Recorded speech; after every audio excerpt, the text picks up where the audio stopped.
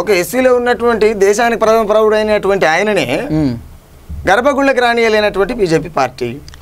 ఆయన కూడా చెప్పాడు కదా, రాష్ట్రపతి చెప్పాడు కదా, నన్ను ఎవరు రానియలేదని ఆయన ఎక్స్ప్లెనేషన్ ఇచ్చుకోవాల్సి తప్పదు కదా, మరి తప్పదు కదా. అంటే ఇప్పుడు ఈ రోజులో అలాంటిది ఉందంటారా? ఎందుకు లేదు, చెప్పు. రాజాసింగ్ అనలేదా, మీరు వినలేదా? ఏమన్నారు? రామ మందిరానికి యావు మాంసం తినే లంజా కొడుకుని రూపాయి గిట్ట అడగొద్దని మాట్లాడిండు. అంటే మిమ్మల్ని ఆయన టార్గెట్ చేశారు అనుకుంటున్నా.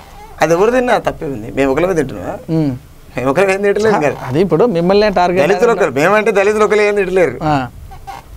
నేను ఎందుకు ఈ సబ్జెక్ట్ చెప్తున్నా అంటే, చెప్పండి, ఈ వాదం నుంచి ఆయన ఒప్పుకుండు కదా, నేను నన్ను ఎవరు రానియలేదని చెప్పేసి ఆయన ఒప్పుకుంటాను మీరు అంటారు కదా.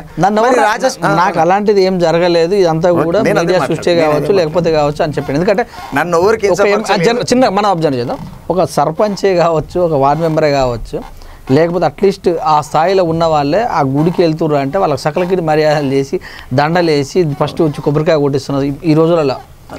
అలాంటిది రాష్ట్రపతి పోయిందంటే మనం ఒక రాష్ట్రపతి వచ్చినంటే ప్రోటోకాల్ ప్రకారం టెంపుల్కి రానియలేదు అనేటటువంటి చర్చ జరిగిందంటే మనం ఎట్లా ఏ రకంగా డిసైడ్ చేసుకోవచ్చు?